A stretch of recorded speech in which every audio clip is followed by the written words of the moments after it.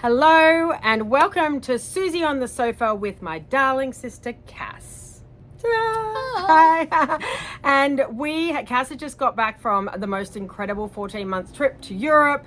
She bookended the 14 months with 2 Camino walks, and that, well, you tell them, Cass. Oh, well, they are 800, very long pilgrimage. Very long.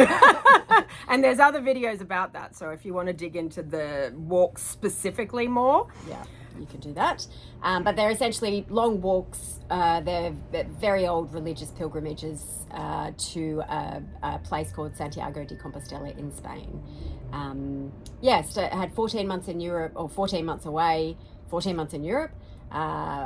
Camino de Santiago walk at the start, learned a lot of lessons. Camino de Santiago walk at the end, relearned a lot of lessons and learnt new lessons. Horrendous working holiday a working ski holiday in Germany in the middle. Yeah. Let's just say there was a lot of what we call, I don't know, is lessons or just learnings, Just maybe. Well, I suppose a lesson is a learning, isn't it? So a lot of life. a lot of life stuff. A lot of life stuff in real time. And what's interesting is Cass and I were just talking about this. We were like, Cass was like, but how can we sort of, I feel like I'm from a privileged position that I was able to take off this 14 months to go and do these things. And not everyone can do that. And I was like, me, I would have, back when my life was falling apart, which it did, back when I had an unexpected divorce when the kids were 5, 3, and 1. So I found myself a single mother, financial ruin, basically. And so I think we want to kind of like just bounce around like the things that Cass discovered when she did it like this way, when you can blow it up and you can give yourself the space and time. But she's going to give us the hacks that for people like me that have kids and a job, and like we can't just blow it up in that way. But it's like the hacks she's learned we can actually integrate in these crazy busy lives, because we know that that's not realistic for everyone. Yeah, I was incredibly lucky, and I worked very hard to be able to put myself in a position. This wasn't gifted and to it was me. planned it for a long time. I did. Like to wrap your head around doing something like that, you still need to think about it. It was at least, I would say it was an 18-month process to actually make the decision and make sure that I was comfortable and set up enough to be able to quit my job, move out of my house, sell all my belongings, put what I'd kept tiny bit in storage, and now I don't even know why. I know, I but kept it's what's always in like there, that, but that's though. okay. There's definitely a fridge. But the one thing they tell you not to store is a fridge, and I kept a fridge. I know. It'll last for a month wherever you go, and then it will die. Perfect. Money well spent. So it wasn't a snap decision, and it was a huge decision, and not one that I made lightly, because it meant leaving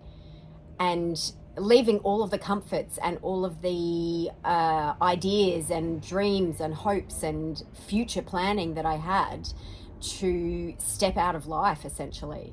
And that's probably why we're calling it the boggle button. Yeah. Because that's what you were doing. You were like, I've been doing it with these like letters. I've been making my words with these letters, and I am out of words. Like I can't. That's how you play boggle, isn't it? Or you press a button and all the dice come up, and there's all different letters, and you make words. I think, well, that's what I'm meaning by boggle button. So and then you get to re-hit it, and it all comes up and it all lands down, and you get new letters to work with. So you were kind of like, these letters aren't working. I can't remove one letter, or this, like, I need all the letters to like, just give me the new, just give me the new pieces. I had tried multiple different jobs, thinking maybe it's just this company, maybe it's just this working environment, maybe it's just this living condition, maybe it's just this town that I'm living in, maybe I'll move to another town, maybe I'll try a similar job in a different company, and it just wasn't moving the needle enough. Yeah, you tried a lot of parameters beforehand, and I can promise you she has worked like literally nearly around the entire of Australia. Some beautiful places, some a bit more remote, but you have tried to Yeah. You have tried to bang that peg into the hole. I Yes. love this analogy. I will use it a million times. I always get confused if it's the square peg or the round peg, and the square hole, which it doesn't matter. Doesn't matter. There's a hole and the peg doesn't fit. Yeah. No matter how hard you bash it. Yeah, So it it's like so to do the big blow up was like a long process of trial and error to try and make things that fit. Yeah. And I think, like, obviously for me, my life blew up, and I had different parameters. I had 3 very young kids.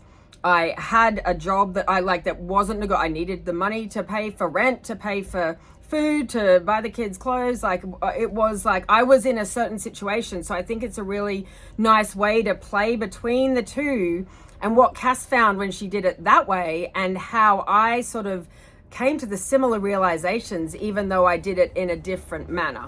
Yeah. Basically. Yeah. So, Yeah. So for everyone that can't just up and move, for various reasons. a million different reasons. And it's a scary decision. It's not an easy decision. I think we mentioned it in one of the other episodes, where when you have all of the options in front of you, what do you do? Yeah, what do you do? What do you do? And I knew I wanted to go and walk a Camino to Santiago because a very dear friend, Al, had walked it and loved it. And I love walking and love being outside and love being in nature. And I know that that's one of the things that helps regulate my nervous system. So her stories on that kind of, a little bit while we're recording this, they helped shine a light for Cass, like, as in this might be a way that you could uncover some of the parts of yourself that you were looking to find. And that's really, if we want to boil it all down to like a really simple basic thing, is the Camino gave you time and space to learn about yourself, to learn how to trust yourself, to learn how to check in with yourself. Yeah. To learn what brings me joy. The trust and the listening to myself, and then trusting myself to act on what is best for me was a lesson that you learn every single day on Camino. We've spoken about even pulling up at a crossroads. Do you take the left path, which is the one that all the pilgrims take because that's what the guidebook tells them to do, or do you take the deviation, which will likely be longer because it is a deviation? Yes. And so you have to walk more kilometers, and then learning how to listen to myself in each situation and then do what is right for me. And those lessons kept coming every single day. But the trust and the confidence in myself to look after myself, listen to myself, make the right decisions. And not do what you should do. Yeah. Should. So should is a dirty word. Write that down. The swear jar is a should jar. Anytime you say should, kick it out of bed. It is an expectation with zero value. Yeah. It actually, you're doing it for someone else's expectation that you're trying to fit in the mold of, and it is going to eat away at you. Like, so next time you say should, just ask yourself, why should you? Why?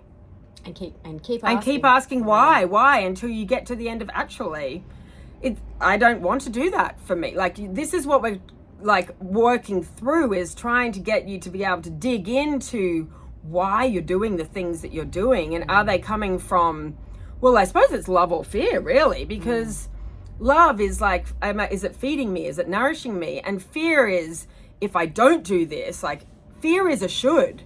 If I don't do this, well, I won't be accepted, I get kicked out of the tribe, and then I die. Like, that's literally what it is. It's like, it's a fear of death. And this is a primal, like, this is like caveman style. If you got kicked out of the cave, well, that saber-tooth tiger, dinner.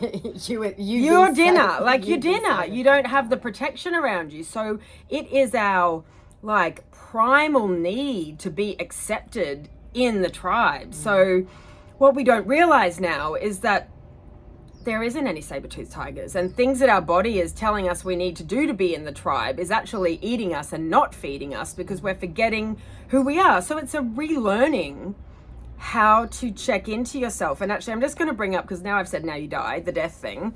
I'm just going to bring up the death thing. So let's talk death. Let's talk death. So everybody dies. Like, it's true. It's a fact. That is nearly the only guaranteed thing in this life, is that every single one of us will die. Yeah. Yet we're all so like afraid of it. And we're also sort of like, I think there's a song, I don't know if Bette Midler wrote it, but The Rose by Bette Midler, it's in my Susie Unshaped playlist on Spotify, but it basically says that you're so afraid of dying that you never learn to live. And like, it kind of is this fear that everyone has about dying, like even the primitive, like tribal caveman, like, and it was back then, we needed to survive so that we could procreate and the humans could grow and evolve and etc. But it's, I don't really think I'm saying this very well. Would you like to chime in on the death thing? No, I do think it's and there will be a physical death for sure. I absolutely agree. We will die. It's not an if. This human body will die. Yeah. And I think fear keeps you trapped in. This might be going off on a tangent, but it shouldn't take a near-death experience, although frequently it takes a near-death experience or a terminal illness diagnosis, or something significant to happen in your life for you to go, is this all that, like... Well, yeah, it's like a major trauma. And that's like, well, just look on Netflix. Like, Cass and I have been watching Netflix. We love a little good movie together. And the common theme is like some sort of serious trauma, like Soul on Fire, the little boy that, and we watch a lot of these true stories, because I always cry in them because I cry in everything, but they are so uplifting, and the message is the same always, like he was burnt to, I think, 97% of his body. They gave him less than 1% chance to live. And he makes a oh my God, I got goosebumps. He makes a declaration to his mother. I think he's like 8 or something. Yeah. As he's going into the first surgery, she said, this is up to you. You have to choose to live. Yeah. And she said, it's your choice, like whatever you want. And he declares to her, I choose to live. And it's just then, like, obviously he has major battles, and then he doesn't have he has to adapt and learn how to live. And I think there's always a slump in the section where they have to remember that they chose to live. And then they have these most amazing, like resurrections in being spokespersons. Like if you think about all the motivational speakers, so many of them have been through severe traumas like that. And that's why I think we can resonate with them. Why we resonate with that is because if they've done that, and I have my little old life here, and I don't have to face anywhere near the amount of battles, and they've come out the side to create a life that they love, like, that is amazing. I think that's the point. Am I making myself clear? Yeah, I think so. And it doesn't need to take burns to 97% of your body, or a cancer diagnosis, or you don't even need to walk 800 kilometers twice to realize that we all have the opportunity and the chance and the capability to shape our own life, knowing that we will leave at some stage. Yes. I think it's like the word choice comes to me, but it's actually the conscious choice. Yeah. It's like switching from autopilot and consciously choosing, what do I want? Like, what do I want? And not what is expected of me, what should I do? Not all of the things that are actually not coming from me. What do I want? Okay, there's the question. What do you want? I don't think lots of people don't even know. No, and I think when I quit my job and decided to take time off, take a step out of the corporate career space, a lot of people said to me, well, what are you going to do? What do you want to do? And I was like, I don't have a clue. I still don't have a clue, but that's okay. But I've become more comfortable with the uncertainty of the future. I know what I don't want to do. And for me, it was easier to think about, what don't I like? What doesn't bring me joy? What do I not want in my life in the future? Because the what do I want question was actually very overwhelming. It was overwhelming, and it gave me real... you don't have any... there's no parameters that you have to work. It's a bit like, I kind of think of it like this, like Imagine you can design a house. You can design, and it's a blank canvas. You can design anything. Like, that to me is overwhelming. Whereas if I have a house that I bought and I'm just renovating it and I already have bones to work with, that is a whole lot easier. Yeah. And I don't think I could actually design a house from scratch. Well, you'd go to other houses And get for inspiration. because you couldn't, like, if you, it's a if you can do anything. Yeah. What would you do? Record in a tiki hut? Yeah. But it's like that game you play in a perfect world. Or if you know that the world is going to end in 3 days or 1 day, what do you do? What do you choose to do? Oh, actually, that's a really good exercise. Maureen had us do it. I think she said, you've got 24 hours to live. I think she only gave us 24 hours. Probably. And then I think we closed our eyes, and I think she gave us about 10 minutes, and she was like, design what that 24 hours would look like. And yes, teleportation is available. You can move wherever you want to go, whenever you want. You can instantly bring whoever you want to bring. But the point was, it's a very fast way to realize what's important to you. Yeah. And it's a wonderful exercise. And if you've never played it, play it. Just let yourself dream for 10 minutes about what would, because if you have limited time, you think about instantly, what's going to make my heart sing? Yeah. What's going to bring me joy? What's my last experiences? Who do I want to experience one more time? And it's probably not going to be scrolling on Instagram. Like that. Or making the beds. Yeah, or making the beds, or tidying. You're not going to be doing the washing. You're not going to be exercising when you're exhausted. You're not going to be making the bloody beds. And P.S. the beds are not made today. Actually, Cass made our bed, but the girls' beds are messy, and that's not happening today. But that's a really good point. Maybe that's the question you should ask. Like, it's like, if I only had a week left to live, would I do this? Yeah. Yes. That's a pretty fast way to tell. Yeah. Would I go to that thing? Would I see those people? Would I, do you know what I mean? Yeah. Does that qualify bringing me enough joy of the experience to make it a part of my last week on Earth? Yeah. And start living that way for everything. Yeah. Don't you all go quit your jobs on it. Have a safety net. Don't quit without another job unless you can do. But actually, I do want to just touch on that a little bit because, as you said, people can't just quit their jobs. They've got real responsibilities. Like me, I had kids. I needed a job, but I did Skanties, my side hustle, on the side. I knew that was my passion, and yet it was hard. It was really hard to have a job. I had 3 kids and I was starting a business on the side as well. And I got myself help. I had au pairs at that time, and they were fabulous. We had some amazing girls from all over the world.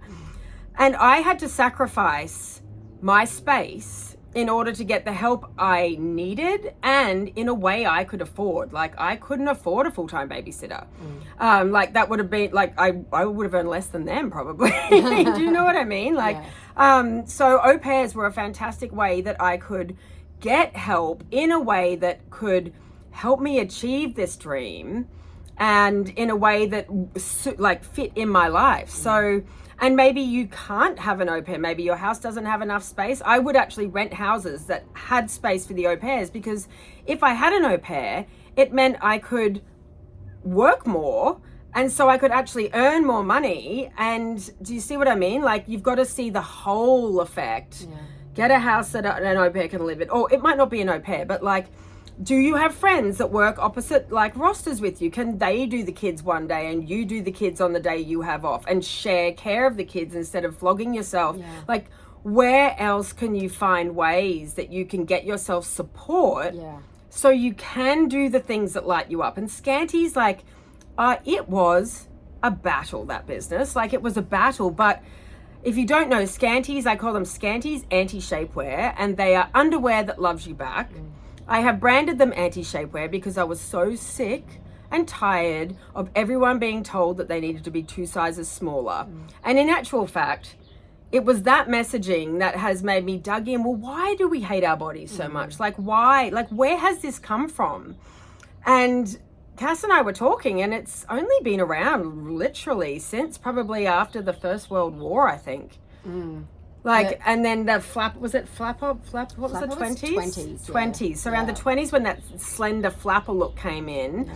And then after the Second World War, when the pharmaceutical industries and the advertising industries, they got together and then they started promoting weight loss pills that Big Pharma sold. They promote like uppers for the housewives and it was all on keep your skinny waist and keep your husband happy or what like absolutely out of control. I think they were selling cocaine.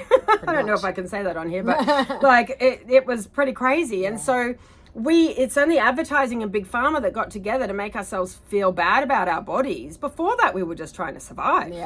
We were eating to live, to survive. And if you had a bit more meat on you, you were actually considered wealthy.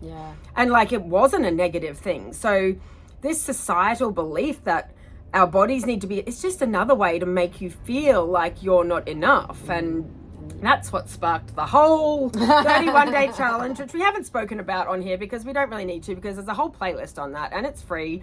If you want to dig deeper, it goes pretty deep, really deep actually, into why we're here and what is the point from it's very spiritual perspective. But if you want to figure out see some of the things that might be keeping you from feeling at home and belonging in your body and in your soul and in your heart, then check it out. But I digress. What was I actually talking about? I was talking about, the business. It was so hard. Sorry. Yeah. The business was so hard. It was so hard. And I had a crying stool in the kitchen. Literally, I'll just burst into this and allow myself just to cry in the kitchen. It's I don't think it was supposed to be a crying stool, but it ended up being a crying. I think it was for the kids to reach the higher shelves. It was my crying stool. And it was hard, but the side hustle of Skanties was such a heart-driven business for me because Skanties told women that their bodies were enough as they are. My messaging tells you you are enough, you're beautiful exactly as you are, you don't need to change or shrink yourself, and the product is bloody comfortable. So you actually feel good in your body. There's no more chafe, which chafe is not making you feel good ever. No one said, oh wow, I've got chafe, I feel amazing about myself right now. Oh, that pain, it just makes me feel so happy in my body. Said no one ever. So it's just switching off that negative programming where the negative loop that you get in, because all of a sudden you have chafe, then you're like, my thighs are too big, then my body's not right, then how can you go and be amazing if you've got that loop going on? So cut the loop out, and then now we get to the space where we can have this awareness. And so that passion-led business, that kept me I was driven by that because I was like, this has to work. My heart was driving that. Even the heart is not necessarily going to give you the easiest option. I would say not. Well, Camino wasn't the easiest option, so I suppose Skanties was my own Camino. Yeah. Ooh, interesting realization. Skanties was my Camino. That's actually so true, because it was like instead of sore feet or whatever, I would have product that would come back that wasn't that I needed to somehow get fixed, and battles with China and logistics of it's kind of the same. I've never thought of it like that. And then and similar to Camino, you have to keep coming back to why am I doing this, because it is hard. Running your own business, walking 800 kilometers, it's hard, and you have to keep coming back to why am I doing this? What joy is this bringing for me? And for Camino, is this path or is this path going to bring me joy today? I've got goosebumps. I have never put that together, that Skanties was my Camino. Because you've got to dig, and the joy, and because when you said that, why am I doing this? Yeah. And my why is because these make me feel better. So if they make me feel better, I can make other women feel better in their bodies. That is a pretty big why. It's an enormous why. It's yeah, okay. Just gonna let that sit. Just gonna let that sit for a little bit. I'm not saying you need to start a side hustle that is going to be that hard, but it's more, that's it, Cass. Yeah. It's the question, why am I doing this? Yeah. That is the North Star metric that looks that's the bumper rails that we want to put up for you. Yeah. Why am I doing this? Yeah. And if it's not, if whatever the thing is that you're asking, why am I doing this? If it doesn't, well, if you don't have a good enough answer for yourself, the only person we're talking to is you to you. Like, Yeah. this isn't a conversation for anybody else. This is all like, look in the mirror and say, why am I doing this? Like, Yeah. why am I bashing that peg in that Yeah. hole? Yeah. Whichever it is. Square round. You may round, never square know. doesn't- Could be either. But why? Okay, that's it. Well, we just found the description title, didn't we? Why am I doing this? Like, why am I doing this? Like, Yeah. where is it coming from? Is it a should? Yeah. Is it an expectation with zero value? Like, as we said, we looked at those messy beds and we were like, we don't get any medals for making the beds. Not It making doesn't- them. I like to have the bed made that we sleep in. Yeah, that was lovely. Girls. Thank you. You're welcome. But I looked at them and I said to Cass, I said, I don't get a medal for making those beds. Girls aren't coming home and saying, thank you for making my bed. No, definitely not. They couldn't care less. So it's Yeah. only my expectation of myself that those beds need to be. Why do they need to be made? They don't. There's no medal. No. No one's giving me a pat on the back for making them. In fact, the girls say, I don't know why you bother making them. We're just going to mess them up again. But yesterday, I do like to have it all back in one place. Okay, like, I know that I can get it there. I think the fact that I know that I like it, like, if you don't ever want it to be back in place, that's your, like, why, if it's never going to bring you joy. But I know I can get it back in place if I want, and that's enough for me. And then sometimes I do, and today, we didn't. No, it's okay. No, so that's it. Why are you doing this? So, especially, like, but it can be for the hard things. Like, for you, when you were having to dig deep. For me, when I'm on my crying stool, like, why am I doing this? Yeah. But it can also be for easy things, like I introduced Cass to yogurt with strawberries yesterday. And the hot tub. And the hot tub. Oh, the yes. hot tub. Cass, I was sure she was not going to like the hot tub. Who is a hot tub fan? I love know. it. It's amazing. But you had the expectation that, well, forever that you don't like hot tubs, Yeah. really. Yeah, they're too hot. They're too hot. Well, guess what we did? We turned the temperature down. Look, side note, it took us 2 days to realize that. We're like, oh, we can just press the temperature down. It's not so hot. And then we found like the most perfect temperature, which is about 1 or 2 degrees above body temperature, And and you can float for ages. delightful. It is delightful. So that was something that you were surprised. I was surprised. Yeah, I love it. I was surprised. I thought I'd like it, but I didn't realize how obsessed I was going to become with it. And also the tiki hut. Oh yeah, the tiki hut's great. We love the tiki hut as well. many things. We know we should really be calling this Taffs in the tiki hut, because we obviously both have the same last name because we're sisters.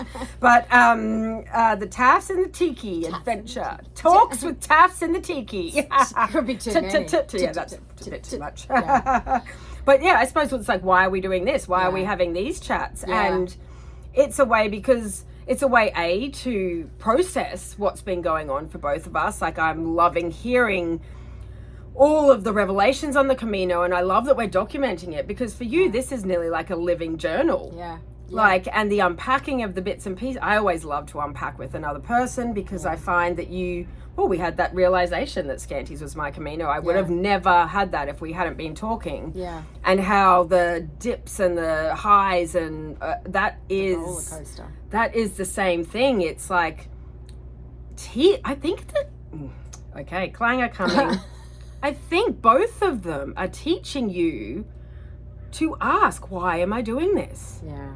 Because I think it's forcing you, because otherwise like anything worth sticking to, your why has to be so strong that it pushes through the hard times. Yeah. Yeah. And so, like, okay, now I'm trying to think, now have I gone completely off topic about how do we get this into regular life? I think it's that question, isn't it? Why am I doing this? Why am I doing this? And for simple things like, why am I doing the clothes washing? Well, the clothes need to be washed. But Eventually they do. Eventually, but does it have to be done right now, or can I let them pile up? Yeah. Why am I staying in this job? Do I need it to pay the bills? Probably. Yeah. Does it need to be this particular job? Maybe Could it not. be something else? Why am I walking across Spain when I got blisters all over my feet and everything's really painful? I know, because this is something that I really want to achieve, and I love the time in the Camino bubble. But they do have to be strong whys, and to bring it back to, again, is it eating me or is it feeding me? Yes. Is And it looking coming at from- your why, What is Yeah. your why? Is your why a feeder or an eater? Yeah. Yeah. Yeah. Is your why a feeder or an eater? It's not always going to be a feeder. Yes. It might be an eater. Mm-hmm. Why do I need to go to the gym and run 10 kilometers every day? Oh, because I want to be thin. Or because... Why do you want to be thin? Yeah. Like, keep digging down. Because I'm not enough if my body is not... That's all. I'm going to tell a funny story about Anna about this, because she always gets... this is my lovely friend Anna, who has Ramp, an awesome marketing diagnostic tool, which I love. But she always gets like the wobbles if she doesn't go swimming. She goes swimming at stupid early in the morning, 5:30 in the morning. And if she hasn't been for a couple of days, she is like, oh my God, I'm like, I am flipping out. Like, she's not going because she's either exhausted or sick or something. Like, she's not just choosing to go because she's able-bodied. She needs the rest. Yeah. And I was laughing because I was like, I know exactly where this is going, but I'm just going to play with her for a little bit. I'm like, okay, so what would happen if you don't go like, what is the greatest fear that can happen if you don't go swimming? She goes, that I stop going. She literally said this, and I knew she was going to say this, that I stop going swimming and I just lie in bed drinking cappuccinos all morning. And I said, and then what would happen? And she goes, well, then I would get fat and no one would like me. And I said, okay, I'm just going to jump to the end here, because A, that's never going to happen. Yeah. And B, like, that fear is not real. Like, I don't even think she could possibly drink enough cappuccinos to get so, like, do you know, like, her fear is coming from somewhere. Probably that primal thing, I'll get kicked out of the herd and then I die. Yeah, I'm not worthy. Because I'm not flogging myself when my body is telling me it needs rest. But this little voice is, that's why I dug in. Well, why? Why can't you just have cappuccinos in bed? And she's like, well, because then I get fat and nobody likes me. So, and I said, so then you get kicked out of the herd and you die.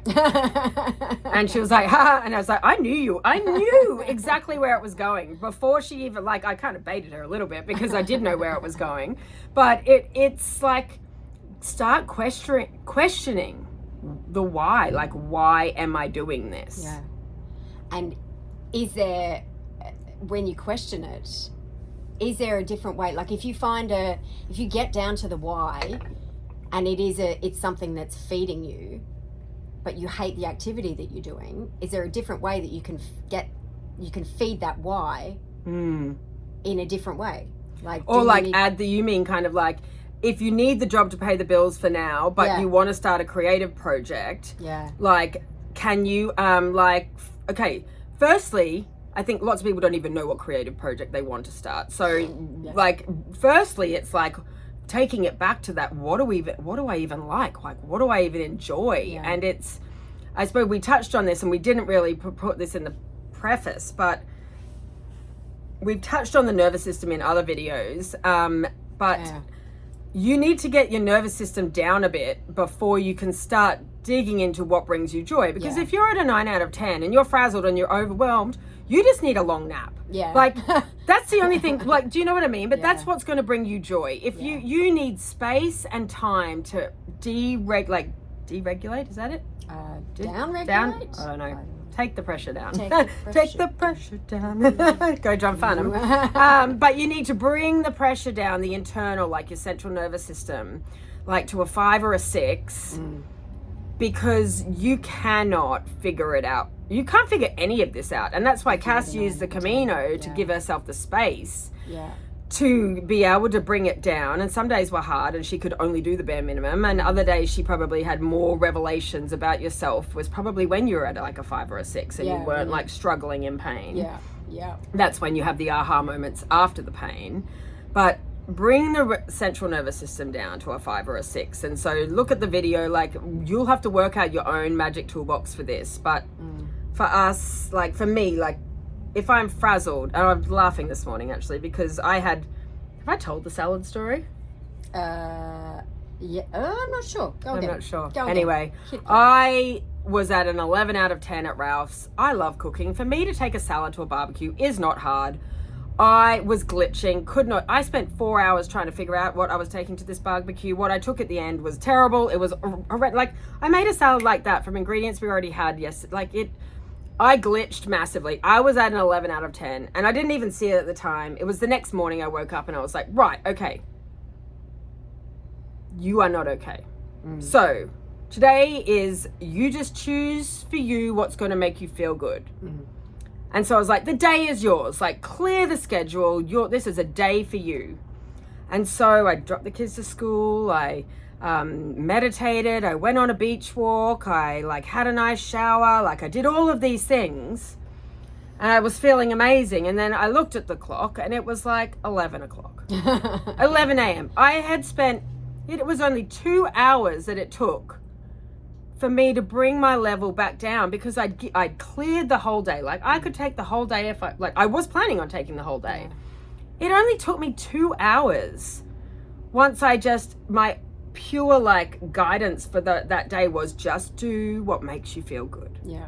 And you'd be surprised once you clear that, if you say you don't have time for that self-care or space, that's exactly when you need it. Yeah. And if you're trying to operate without bringing that down, that central nervous system down, everything's going to take longer. You've got everything, you're going to get frustrated. You probably might not complete things. You're not going to do them as well because you are so that nothing can flow. Do you know when you're trying to bash out a work project or something? I'm not a night person. If I try and work at night, unless I'm really in the zone, I get it just takes longer. It's like working with jet lag. Yeah. And then in the morning you get up and something that you were bashing through the night before, it takes 15 minutes. So it's that's the same with the frazzled, don't you think? When you're feeling frazzled. When you're feeling frazzled, yeah. Everything's going to take, so in actual fact, if you take out the half an hour, you're going to do everything twice as fast. So you're going to buy yourself that time back. Yeah. And things will, we've spoken about in other videos, when you're at sort of 9 out of 10 because you're swearing at the coffee machine or, you're swearing at people in traffic or, you drop your glasses and then it's like the world has ended. Yeah. If you drop your glasses, you can't find your phone, you can't find your keys, which is going to happen on any given day. But if you're at a 5 out of 10, you're oh, well, I guess I'll just keep going until I find the keys as opposed to, wait. Yeah, right. Yeah, exactly. Yeah. So look at your auto responses. That is your biggest indicator. Yeah. Like me, I keep getting stuck on the knobs. My pockets that I have pockets in all my dresses and they are knob height in the kitchen. And I turn around and whoop, I'm almost coat it is that's it. Coat hangered by the bloody drawer knobs in the kitchen all the time. And so I can tell very quickly where I'm at because if I'm saying an expletive, not good. Yeah. If I'm oh, not again. Oh, you cheeky boy. Yeah, you silly starfish. They're starfish knobs. But so you'll know where you're at. And so to be able to ask these questions, you need to be in that grounded, centered place. And Cass actually made a good comment. And that was well, what about and I didn't know this when I was going through this, when my kids were little and I had a job and I was bootstrapping a business at the same time and doing Skanties. I'm only figuring this stuff out now. And Cass said, well, what about someone that's got young kids, a job, they've got a house to maintain? How do they bring their central nervous system down?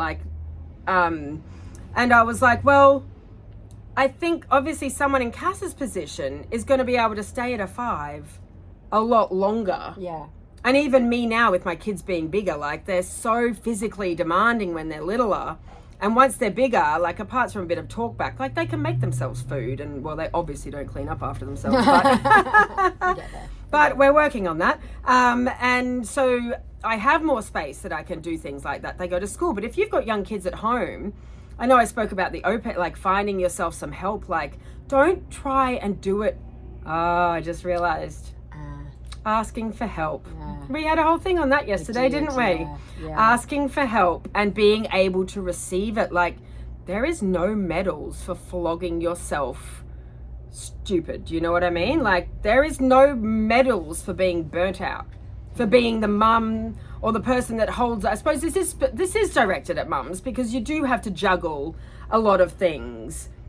And those kids are needy. You can't just put them aside or something. You can't just leave them early. Mum's checking out now. I'm just going to leave off early. See you in 2 days. I'm done. So I am talking to the parents out there that where you might only be able to keep yourself at a 7 or an 8.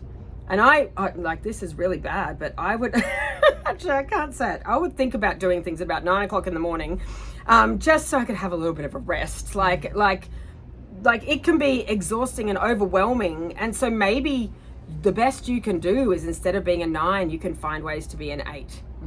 Like, there are going to be parts of like times in your life where you can't be a 5 or a 6. Yeah. Like, there's young kids and a job and a house to maintain. Like, there are periods in there, and your why is so strong then, because the why is about them. Yeah. The why is like, and so, but then I think this is what we were saying. So what can they do if they're in that crazy stage of life? And it's coming back to the awareness of like, what feels good to you? And then crossing the shoulds and the expectations off the list. And consciously choosing. You use that word, conscious choice. Yes. Around where you're spending your time, because we could all fill up, even as someone walking on Camino, like I could fill up an entire day with busyness. It pre-Camino, post-Camino, like you can fill your day, but consciously choosing, if you have an incredibly full life, which we all do, there has to be a trade-off. Because and what's eating you or what's feeding you, yeah, that's pretty much, that's the little, yeah, that's like, you need to run it through the eating and feeding filter. Yeah. Is it giving? Yeah. Or is it taking? Yeah.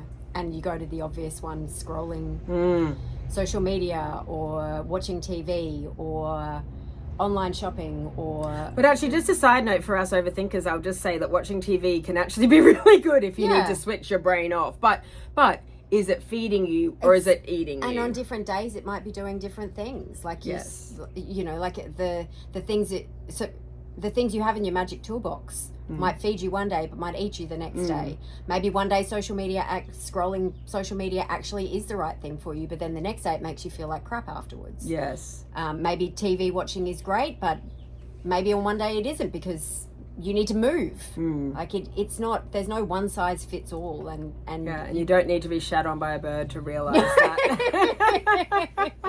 I was trying to use my beach walk from the magic toolbox, and it was blowy and windy and awful. I didn't actually want to be doing it, but I wasn't listening in. So a bird decided to shit on me all through my hair. It still didn't stop me. I still took a few more steps, and I was like, oh yeah, I suppose I could keep. It's like, you have shit in your hair. Like, turn around and go and have a shower. Abort this is the mission. I'm not the mission. Peg hole. Stop banging it. Like, but it's in my magic toolbox. It's like, but you said use my magic toolbox. I'm going to walk on the beach and I will be calm. Yes, no. I will be calm. I will walk on the beach. No.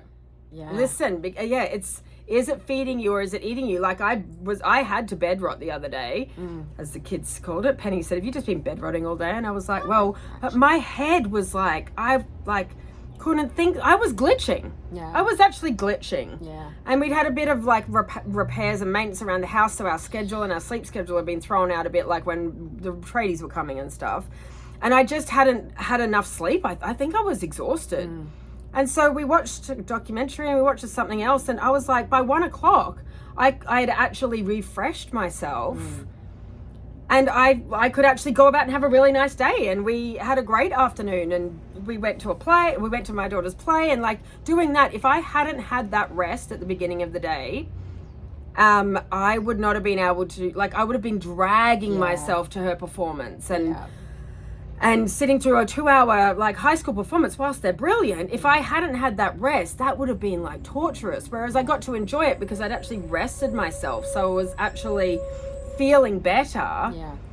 So are you bashing the peg into the wrong hole? Don't do it, even if it's in the magic toolbox. Even if it's in the magic toolbox. And you'll know in your body, because for me, I know that things feel right because my whole body relaxes.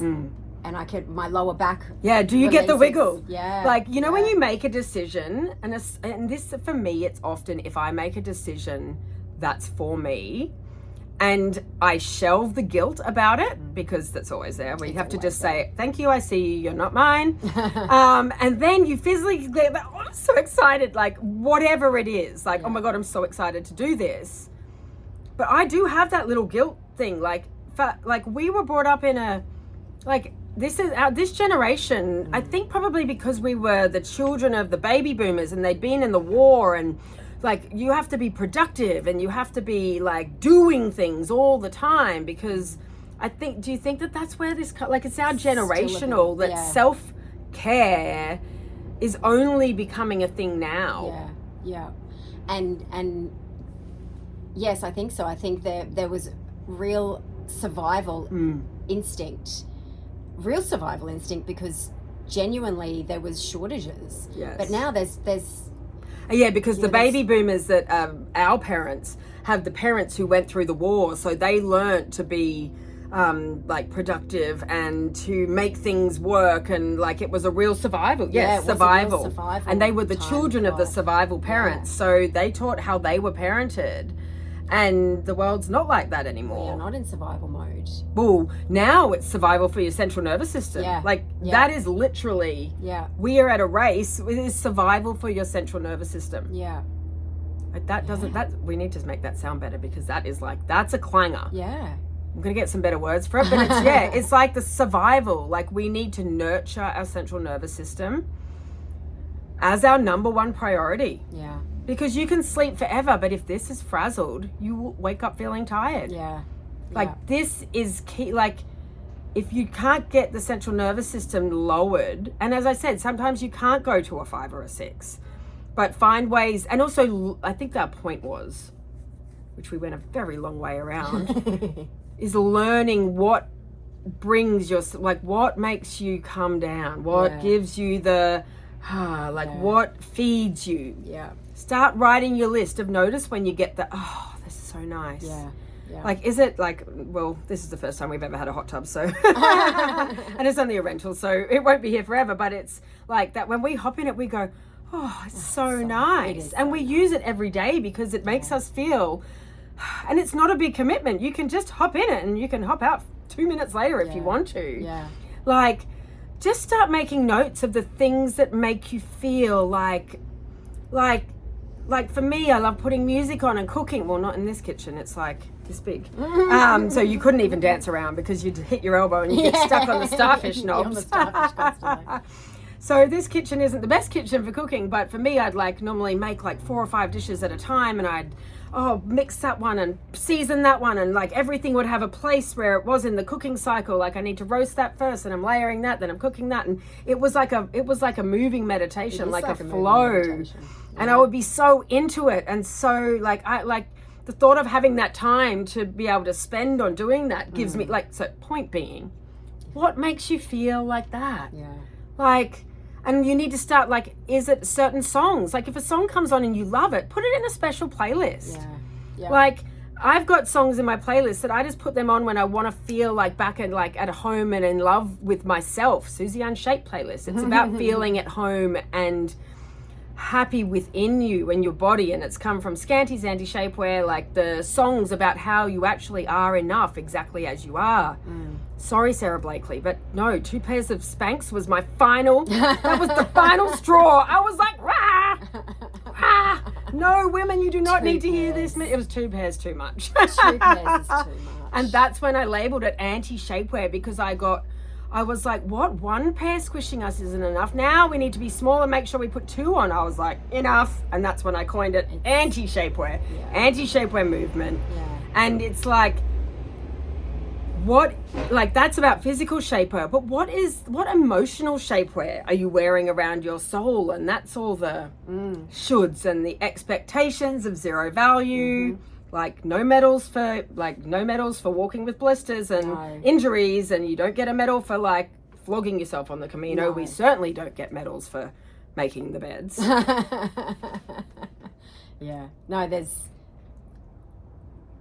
I've just totally lost my train of thought. Oh, that's okay. I'll give you a medal for that.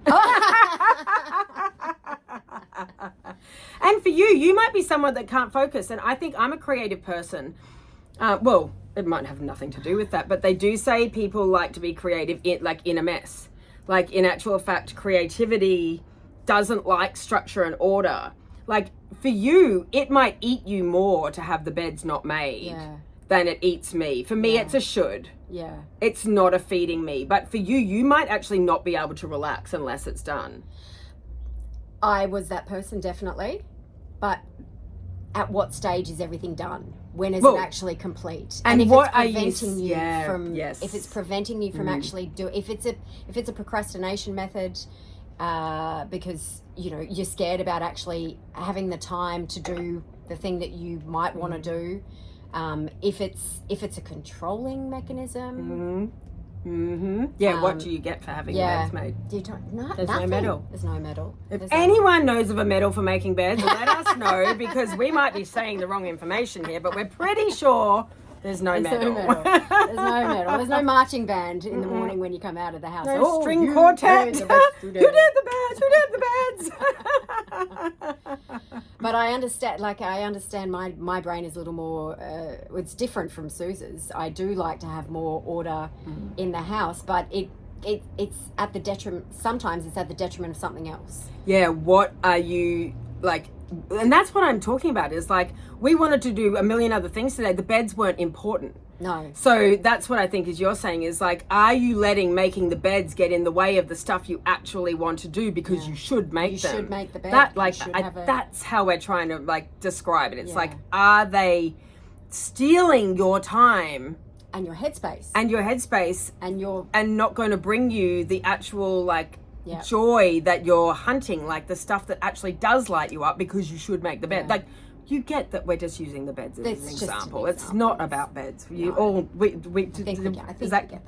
It's not about the beds. It's about like something that we think we should do, but according to whom, and do we get a medal for it? Yeah, and what value is it going to add? And is it getting in the way of things that might add value? Yeah. And I like that, how you said, are you hiding behind it? Yeah, are you hiding behind it? As an excuse. As an excuse not to... Because I'm so busy, I can't get to what I actually want. I'm so busy because the house needs to be cleaned, the dog needs to be walked, the dishes need to be unpacked, that I don't have 10 minutes to sit and breathe into my belly in the morning. I'm so busy that I need to answer all these emails, attend all these meetings, that I don't have time to take a walk and go and put my feet on the grass for 5 minutes at lunch. Like, you can make excuses and find things to do to busy your life until the cows come home. I'm very guilty of that. It's actually really interesting, because you saying that, why do we be so busy that we... Is it because we don't feel we're deserve? Is it the I'm not enough? I don't deserve this space. Like, I think there's a lot of it, and I was just going to add to that. Even on Camino, I had days where I would walk constantly in my head. My shoes are too tight. My poles keep falling down. I don't have enough.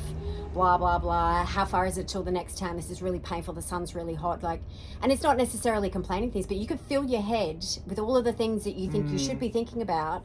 And then I would get to the end of the day and go, oh God, I didn't look at it. I didn't sit and breathe. You don't even remember it, do you? No. And I do that sometimes on my beach walks. I know that you weren't present for one bit of that. Like, what was the point? Yeah. A massage. That's another really good example. I found myself having a massage. I said, I had all these big, grand statements I would make on the Camino. I'm going to take time for myself and go and have a massage. I consciously throughout the whole massage thought, you should be enjoying this. Is it hard enough? Should you ask her to stop? Her hands feel like she must be getting really tired, because I wanted a strong massage. Her hands must be getting really tired. Is it?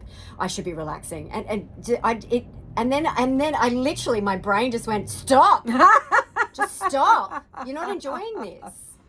But I think it's because, I don't know, we feel like we have to prove something. It's not that we feel... So the massage, do you think that you were trying, like, I want to dig into that a little bit, like the brain thought, where did, like, you probably, like, you don't get massages a lot on Camino, so you would have been like, really, like, I'm going to get a massage. So please, I want to talk about how a thing in the magic toolbox actually ended up eating you. Yeah. And did you flip it around, or did the whole thing just... No, it has a happy ending. Okay. Oh, it's not a that Disney sort. Story. Not that sort. No. Oh, God, no. Oh, my God. That was... You didn't pick it up. Not that one. It has a Disney ending. It has a Disney ending. We're in an American movie ending. Oh, Jesus. Is that going to make it? I think so. I think so. Yeah, so I knew that I was playing a long game on the second Camino, and I had a rest day. So on my rest days on the first Camino, I would still walk 15, 20 kilometers around town, seeing the sights, visiting art galleries, doing all the things. And I got to the end of the first Camino absolutely exhausted and shattered and broken. And the second one, I said, no, I'm not going to do that. So on the rest days, which is where you'd go into a town and you would stay 2 nights instead of 1 night. So you'd have a whole day.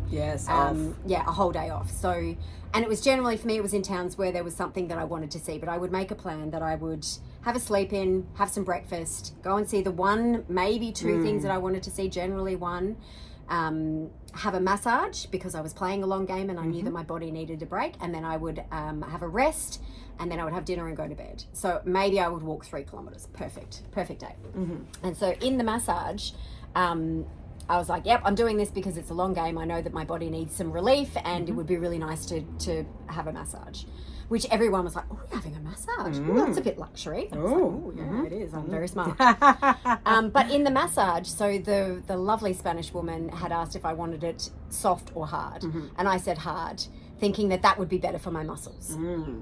And then she was excellent. She was wonderful. But I could really feel that she had to really use all of her body strength. And I then spent the whole time overanalyzing that I should be enjoying this massage, that I should stay awake so that I can actually feel my muscles Lots of shoulds. So many shoulds. Like even that you should have a hard massage. That I should opposed have. To what do I actually feel like? Yeah. Maybe you want. We call it a swishy swishy. A swishy swishy where they just. A swishy swishy where they just. You know what? It's very relaxing, and I think sometimes that's how you do the lymph anyway. So that's Cass putting expectations on hard is better, and I need to for the muscles, and it's going to help me get all the way to Santiago. No checking into what do I? Maybe I just want to really like a swishy swishy means like you just float in it. Maybe you like who knows? Not a lot of pressure. Yeah. Maybe they don't hit all of the right pressure points. But it's the right very muscles. relaxing. There's no. But I thought I should have that one because my muscles were sore. I was very sore. Okay, so what was the fairy tale ending? The fairy tale ending was that I think it was about. I'd love to say it was 5 minutes into the massage, but it wasn't. It was longer. I shoulded my way through probably half at least of the massage before my mind went, stop. Literally, stop was the word that came into my head. I was like, you don't have to make this well, it doesn't really have to be doing something. But it doesn't have to be anything. Yeah, like it doesn't have to be, like you were doing it thinking your muscles needed this. Yeah. Like it doesn't actually have to be doing any. That was the thing that I realized. Was that the whole reason that I had gone to the massage, yes, physically, but also to receive care. Like the albergue owner that when I was broken on the first Camino cared for me and fed me and looked after me for a couple of days. I knew that I was going there to receive. It dawned on me, you are here to receive. So, not a punishment. No, it's not a punishment, and you don't have to. And you went through the first half of it like bang, bang, bang, bang, bang. Yeah, and then I was like, stop. You're here to receive. This is what you are here for. You are here to do something that's going to make you feel really good about yourself. You've given yourself the space, and yes, I'd given myself the space on the Camino, but this is me carving out time on my rest day, not doing all the other things that pilgrims should do, like see all of the sites and visit all the cathedrals. This is for me. This is time for me to restore me and to receive nourishment and care, and just to receive. And then I fell asleep. I was like, you went from one extreme to the other. Yeah. Did you tell her to go softer? I didn't. Oh, you didn't? No, I didn't. You just changed your mindset. I changed my so maybe mindset. your whole body was tense like that anyway. It was so tense, and I wasn't enjoying it. And then I just went, stop. Oh my God. You're here to receive. And I could literally feel my whole body relax. And maybe maybe she felt it relax too. I'm not sure. She has a sleeper hold in here, maybe. Yeah. A little tranquilizer. And then I fell asleep, and I woke up feeling amazing. I think maybe like a 5-minute nap, 10-minute nap, but it wasn't. I just stopped putting this expectation that I was supposed to be getting something of value out of this massage. When just relax and receive. Yes, and like for some people, like money might be tight, and you can't get a massage, but like you can actually be quite clever. And I did this even when I was young. Like, look up like the local schools in the area, because those students always need to practice on someone. Yeah. And if you just want to go and have a swishy swish, like if you take the expectation off it, Like you can get things like that, hair or nails or a massage or a facial. There's lots of like the colleges and the schools, and they do them for really like for product value, really. Yeah. They don't charge a lot of money. So there's other ways, like you don't have to go to a fancy spa. Well, that's why Cass and I used to love going to Asia when we backpack all the time, because we'd get over there and we'd get all of this like stuff that we couldn't afford in our like when our like early 20s, like teens. In Australia, we were like, oh my God, we can have anything off the menu. Massage for $5. I know, that's Excellent. amazing. Like, I'll have one, like, it's just, and that feeling of I can have anything off the menu is such a nice feeling. But maybe you can't have it at the fancy spa down the road, but maybe you can have it at the student spa.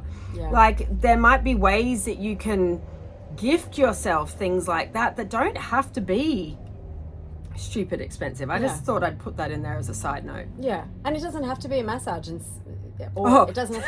I'm going to tell them the story of what Cass and I used to do in China. So when we worked in China together, we're in our 20s. There was no Google Translate. We had an apartment in Guangzhou, and we would be out walking a lot because you had to do everything in person. We couldn't speak the language, but we would take this uni student translator along with us.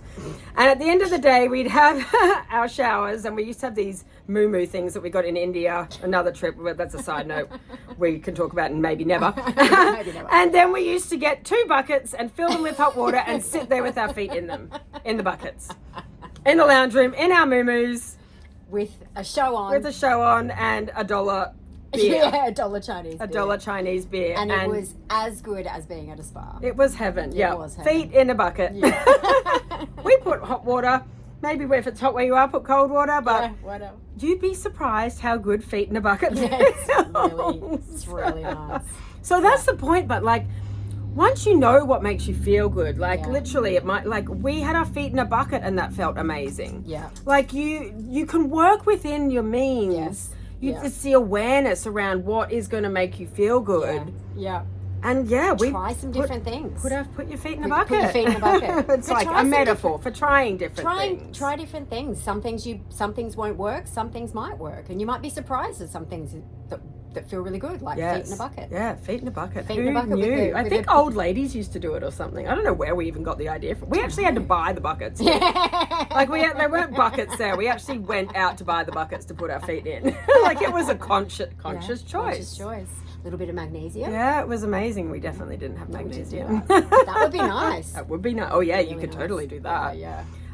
So that's the point. So we have chatted for way too long, but it is a very important topic though. Yeah. Finding like what's eating you, what's feeding you. Start making a list of the things where you feel joy and the things where you're like, look at your language. Like, are you limping? Like, are you going, oh my God, I've got to. Yeah. I've got to do this. I've got to do that. Yeah. Do you have to? Yeah. Yeah. Do you? It's a good question. Like driving the kids to school, you probably have to do that. But like you get to drive them. Like that's actually a privilege. It just feels like a chore because your nervous system is exhausted. That's it, really. Things that actually should bring you joy then don't feel like they're bringing you joy because you're so exhausted that nothing can get through. Yeah. Like glitching and me not being able to make a salad. Okay, I am going to stop talking now before this timer breaks. Love you lots. Bye.